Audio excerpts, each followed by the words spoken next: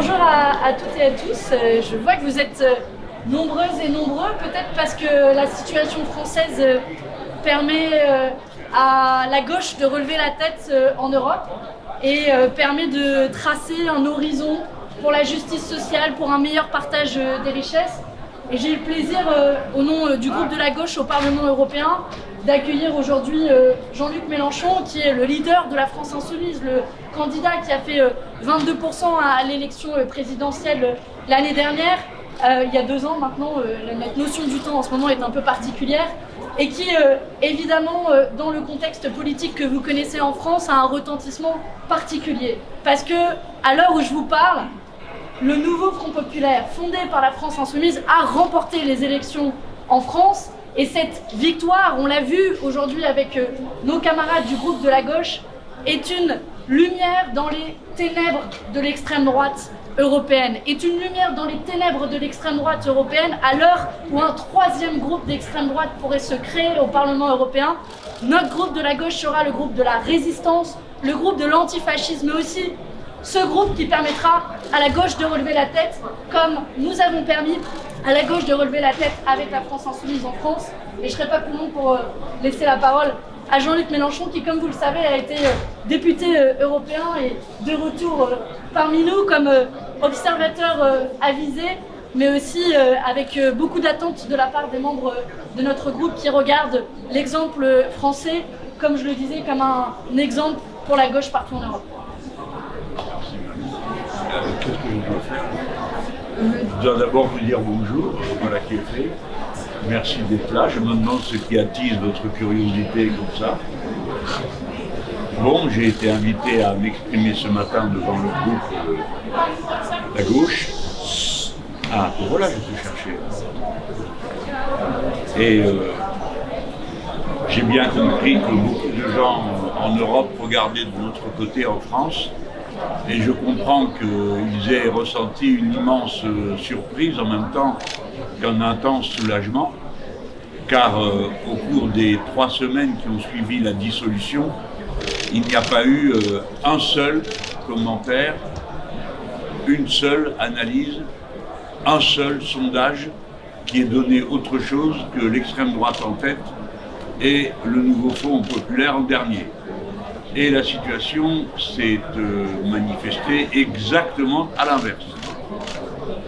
Sur le terrain, il était assez facile de voir quel intense soulagement était espéré par les populations en France, qui ont bien compris la menace que faisait peser sur elles l'expression absolument décomplexée du racisme, de la xénophobie, et des sentiments que l'on connaît et que l'on voit poindre partout en Europe, car il faut appeler les choses par leur nom. La vague d'extrême droite est avant tout une vague raciste, sexiste et antipopulaire. Alors, le résultat en France nous a placés en tête. Pour autant, cela ne signifie pas que les problèmes politiques soient réglés. La caractéristique des élections en France, depuis 2017, c'est que chaque élection aggrave la crise politique qu'elle était censée résoudre. Ainsi, en 2017, avons-nous eu une première élection présidentielle qui a abouti à l'effondrement des 2 partis traditionnels de la démocratie française, le parti socialiste d'un côté et le parti de la droite traditionnelle.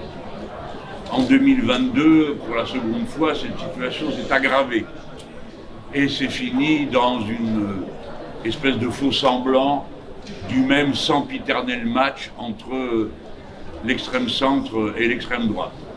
Et sans doute M. Macron avait-il d'abord pensé qu'il était capable de réorganiser le même tableau à la faveur d'une dissolution surprise. Ce à quoi il ne s'attendait pas, c'était à ce que la gauche immédiatement constitue un front uni, ce qui s'est produit. Et donc le résultat de l'élection crée une crise politique pire que celle que nous avions avant, puisque auparavant nous n'avions pas de majorité relative, nous n'en avons toujours pas, mais dorénavant le premier groupe est à l'opposé de l'orientation du président de la République. C'est dans ces difficultés particulières qu'il s'agit pour nous d'évoluer, et le groupe La Gauche ici voulait m'entendre sur ce sujet, et je me suis donc rendu à cette invitation avec beaucoup de plaisir. Et ensuite, j'ai répondu aux questions qui m'étaient posées sur la façon avec laquelle nous concevons notre alliance, sur ce qui se passe en ce moment même à Paris, où les discussions continuent, mais où surtout nous sommes sous l'emprise d'un coup de force de fait. C'est que l'homme qui a dissous le Parlement n'appelle personne pour constituer un gouvernement. Nous sommes mercredi, il y a donc maintenant 3 jours que le résultat des élections est connu et personne n'a été appelé pour former un gouvernement, ni même appelé pour dire qu'il serait appelé. Et il n'y a aucune trace d'une volonté quelconque d'apporter un début de commencement de réponse à la situation. Alors, je ne suis pas assez bien informé des mœurs politiques dans les autres pays. Celles du mien sont évidemment marquées par le caractère central de la monarchie présidentielle, qui permet à un homme à la fois de dissoudre une assemblée, puis de ne tenir aucun compte du résultat, puis de n'appeler personne au gouvernement, et en même temps de s'en aller en voyage pour porter la parole de la France à lui tout seul, comme c'est le cas aujourd'hui à l'OTAN, alors même que le résultat des élections aurait dû au minimum l'incliner à consulter un peu pour savoir ensuite quoi dire à cette rencontre internationale d'une si grande importance à l'heure où il y a le risque de génocide, comme dit la Cour internationale de justice au Moyen-Orient, la guerre en Ukraine et les tensions qui se sont aggravées, comme vous le savez, dans l'espace Asie-Pacifique. Voilà. Donc, je suis à votre disposition pour vous répondre le cas échéant à ce que je comprends. Et naturellement, je suis incapable de vous apporter des réponses à ce que je ne comprends pas. Alors, le nouveau Front populaire défend un programme économique qui est jugé par ses détracteurs contraire aux règles budgétaires européennes. Est-ce à dire que le gouvernement que vous appelez de vos voeux s'affranchirait des règles budgétaires de l'UE au risque d'accuser des sanctions, d'être sanctionné à la fois par l'UE et les marchés? Alors, vous admettrez que d'un côté, l'Union européenne et les marchés, ce sont deux entités différentes. J'espère que c'est bien comme ça que vous le comprenez. Bien sûr, c'est ça. Car dans un cas, il s'agit des peuples souverains représentés par leurs États, et de l'autre, il s'agit d'une bande de spéculateurs qui sont à l'affût de la moindre difficulté d'un peuple pour essayer de lui tirer un peu de son sang, comme nous l'avons vu faire en Grèce et ailleurs. Et puisque je m'adresse à des journalistes européens, donc à ceux qui ont été les premiers observateurs, vous vous rappellerez, je le mentionne pour mémoire, que la crise grecque a commencé avec un déficit à 110% du budget de l'État, pardon, du PIB, et qu'elle s'est heureusement résolue par un retour sur les marchés financiers à 180%. Si bien que nous avons tous pu en déduire que la logique et les arguments rationnels qui étaient avancés n'avaient à peu près aucune relation avec ce qui était attendu des Grecs. Bon, alors pour ce qui nous concerne, je ne sais pas en quoi notre programme est contradictoire aux, comment dites-vous, règles budgétaires européennes, je n'en connais pas. Sinon celles qui prévoient un certain niveau d'équilibre. Ce que je peux dire, c'est que nous sommes assez habiles et intelligents pour comprendre que nous n'avons aucun intérêt à un choc frontal avec des institutions capables du pire comme l'est la Commission européenne. Dès lors, il n'y a qu'une manière de régler les problèmes des déficits excessifs, puisque je vous rappelle que nous sommes dans la liste des déficits excessifs, c'est évidemment d'augmenter les recettes. Eh bien, je peux vous dire qu'il n'y a pas une dépense nouvelle, et j'en prends l'engagement devant vous au nom de la coalition, et pas simplement en mon nom personnel, qu'il n'y aura pas une dépense supplémentaire qui ne soit gagée par une recette supplémentaire. Parmi celles-ci, le rétablissement de l'impôt sur la fortune progressif, la modification du régime des aides accordées aux entreprises, qui atteignent tout de même la somme coquette de 223 milliards d'euros par an, et encore on ne compte que ce qui reste apparent dans les comptes publics, car une partie des dégrèvements avantages de toutes sortes qui ont été concédés aux actionnaires ont disparu depuis, parce que ça fait tellement longtemps qu'on les fait qu'on considère que nous sommes revenus à l'état de nature, n'est-ce pas? Car la France a à se plaindre d'avoir donné beaucoup d'argent aux actionnaires en échange de rien. C'est-à-dire que nous n'avons même pas pu assister au bienfait de la fameuse théorie du ruissellement, puisque cette année, une fois de plus, l'investissement en France a baissé. Et que s'il y avait l'État et les collectivités locales, eh bien, l'investissement serait encore plus bas qu'il est aujourd'hui, ce qui est tout à fait extraordinaire. Il faut donc corriger par une intervention de l'État dans l'économie, rétablissant des équilibres de contribution et de versement à une situation qui ne peut que se dégrader. Au risque d'être long, je vous dirais, monsieur, que je ne crois pas un seul instant que les politiques néolibérales, qui ont ici une très grande estime de la part de la Commission, puissent produire autre chose que des désastres financiers. Pourquoi? Parce que les néolibéraux, partout, pensent que l'État est de trop. Et donc, l'État étant de trop, seul le marché serait, lui, par contre, insuffisant dans la réalité économique. Que se passe-t-il alors?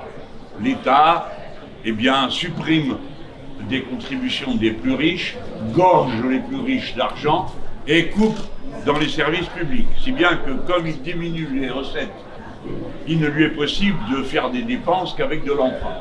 Les politiques néolibérales créent donc de la dette et de la désorganisation des sociétés. Alors la France étant depuis un millénaire organisée autour de son État, il va de soi qu'elle va plus mal que les autres quand on désorganise l'État et les services publics et les grandes institutions de solidarité sociale. Si bien que si nous faisions la sottise de continuer avec la politique qui est appliquée jusque-là en France, eh bien nous aurions le même résultat. Voyez-vous, c'est-à-dire que nous serions encore plus en déficit et encore plus dans le désordre.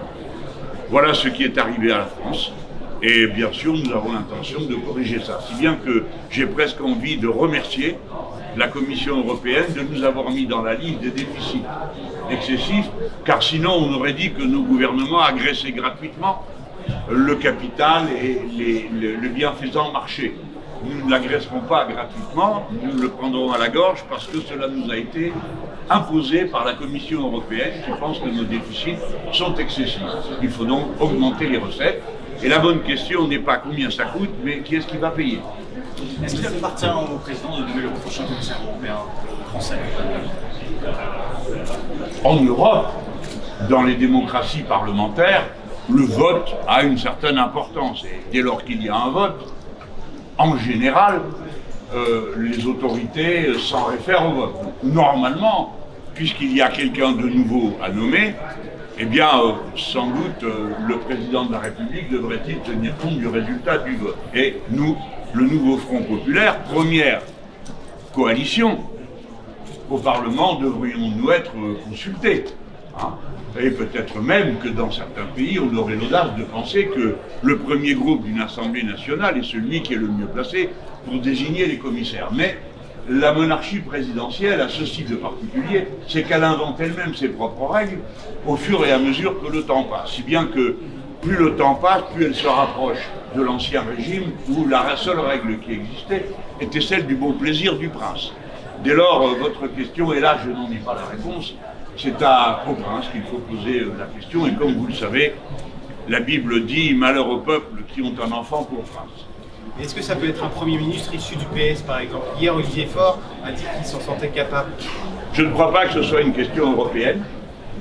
Cette affaire se discute et nous avons nos propres règles en France, et notamment les règles de la cohabitation se sont toujours appliquées sans jamais changer. Et quelle est cette règle?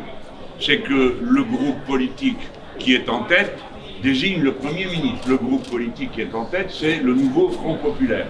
C'est donc à lui qu'appartient en son sein de décider ce qui est le plus adapté à la situation. Bon, nous avons à un moment donné fait, à l'initiative du même Olivier Faure, produit une règle qui était que le premier des groupes à l'intérieur de la coalition proposait le Premier ministre. Alors, à l'évidence, il vaut mieux s'entendre sur le nom.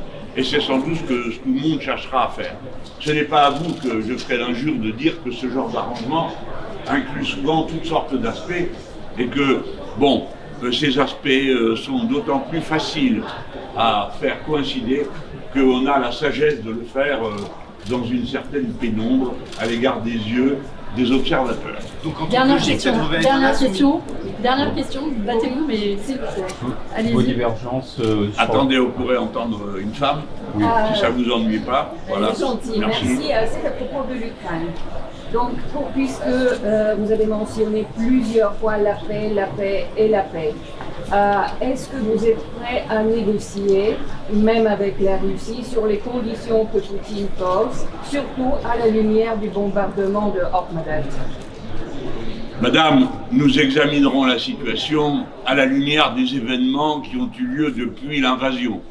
Et peut-être même faudrait-il en inclure quelques autres qui datent d'avant l'invasion. En toute hypothèse, vous me posez la question de la Russie. Je vous réponds en vous disant que la paix se conclut entre ennemis et non pas entre amis. Dès lors, les ennemis, c'est la Russie qui a envahi l'Ukraine et l'Ukraine qui défend sa souveraineté et son indépendance à juste titre. Et doit, dans cette occasion, bénéficier de l'aide de toutes les démocraties européennes, singulièrement de la démocratie française, car nous, Français, avons également été envahis 4 fois en un siècle par notre voisin, et nous avons donc une sensibilité particulière aux invasions. Alors nous ne sommes pas nous-mêmes sans tâche, en tant que vieille nation, en matière d'invasion subie ou infligée aux autres. Donc, en toute hypothèse, je vous réponds, la paix se conclura avec les Russes. Je ne vois pas quel serait l'intérêt de conclure la paix avec les Turcs, puisque nous ne sommes pas en guerre avec eux. Donc la paix se conclura avec les Russes, à la lumière d'un seul et unique fait, la guerre est une horreur en toutes circonstances. Il n'y a pas de guerre bienfaisante, il n'existe pas de bombardement bénéfique, ni de frappe chirurgicale. Tout ça, ce sont des vues de l'esprit. Il faut donc que l'Ukraine soit en état de se défendre. Nous autres, les Français, nous sommes astreints à une certaine prudence de langage, qui n'a pas toujours été observé par nos autorités. Pourquoi ? Parce que nous avons 2000 militaires français engagés sur le front de l'Est. Les uns au titre de l'OTAN, notamment en Roumanie, les autres à des titres divers en Pologne, dans la police du ciel, en Lettonie, en Estonie, en Lituanie. Dès lors, nous sommes à tout instant menacés de devenir belligérants pour un coup que nous recevrions, même non intentionnel, et nous serions alors à la merci d'une figure stratégique bien connue, le caporal stratégique, c'est-à-dire la personne qui, elle toute seule, déclenche une guerre parce qu'elle fait n'importe quoi. Il faut donc beaucoup de sang-froid et aucune exagération. Il faut que la paix soit conclue par la diplomatie, mais évidemment, si quelqu'un connaît une autre méthode, il faut absolument qu'il la présente tout de suite devant l'humanité tout entière, car personne n'en a jamais trouvé d'autre. La guerre a assez duré. J'avais, au moment de la campagne présidentielle, essayé d'avancer l'idée d'une méthode un peu concrète et, ma foi, respectueuse d'une idée qui pouvait être mise en œuvre, qui serait ni vainqueur ni vaincu. Mais il est évident que, même dans le cas de ni vainqueur ni vaincu, il faut que l'autonomie, la souveraineté de l'Ukraine soit rétablie. On ne peut pas imaginer d'autres situations. Moyennant des négociations, évidemment. Et le président de la République française nous a dit dans une rencontre avec les chefs de parti que, d'après lui et les informations dont il disposait, les Ukrainiens seraient prêts à des référendums dans un certain nombre de cas et que les Russes seraient prêts à un cessez-le-feu. On avait considéré à l'époque que c'était des nouvelles encourageantes pour négocier la paix. Mais il va de soi que pour ma part, j'avais proposé quelque chose de plus modeste, qui était de dire l'intérêt général des Européens, et j'ose le dire des Méditerranéens, et que peut-être on commence par discuter de la sécurité des centrales nucléaires. Il y a 19 réacteurs en Ukraine, parmi lesquels celui qui est arrêté sous sarcophage, bien incertain, de Tchernobyl, ce qui devrait nous servir à tous de matière première pour la réflexion du danger que cela représente. Alors nous, les Européens, ceux qui se trouvent à l'ouest, nous sommes dans le sens des vents et de la giration de la Terre. Bien, alors sauf la France, comme vous le savez, puisque les nuages radioactifs n'entrent pas en France, comme cela nous a été assuré par les autorités scientifiques de notre pays. Mais en tout cas, il y arrive qu'il en passe. Et puis les Méditerranéens, car tous les fleuves qui refroidissent les centrales nucléaires de l'Ukraine se jettent ensuite dans la Méditerranée, où existent et vivent 500 millions de personnes. Voilà, madame, pourquoi je pense que si nous en avions la responsabilité, nous commencerions par dire, écoutez, nous vous proposons de démilitariser les zones qui entourent les centrales nucléaires. Alors si vous regardez la carte, et il paraît que les Russes ont dit qu'ils étaient d'accord, les Ukrainiens ont demandé que cela soit fait, Donc on aurait une première base pour commencer à établir des zones de paix et de limite de tir. Voilà comment, à mon avis, on pourrait s'avancer tranquillement, sagement, raisonnablement vers une négociation générale. Je regrette qu'elle n'ait pas pu avoir lieu en Suisse, comme je l'espérais un temps, puisque les dirigeants chinois avaient d'abord dit qu'ils étaient d'accord avec cette négociation et qu'ils y participeraient. Donc vous pouvez penser que les Russes aussi iraient. Et donc il faut saluer le rôle de l'Ukraine qui, de son côté, elle les a acceptés et y participait. Peut-être avant de clôturer, un dernier mot pour vous dire aussi ce que nous apprend la situation française au regard de l'Europe. Quand on regarde ce qu'il s'est passé en France, dans les 2 dernières années, le cordon sanitaire a sauté. Pour la première fois en France, on a eu des vice-présidents de l'Assemblée nationale d'extrême droite. Et c'est peut-être la situation que nous allons vivre dans quelques semaines ici au Parlement européen. Et qu'est-ce que nous apprend la situation française? C'est quand le cordon sanitaire saute, quand les libéraux et la droite ouvrent grand le chemin, grand les vannes à l'extrême droite, eh bien ils le prennent. Ils le prennent et ils l'élargissent pour créer une autoroute vers la prise de pouvoir. Et c'est seule la gauche unie du nouveau Front populaire qui a permis de l'arrêter sur son chemin.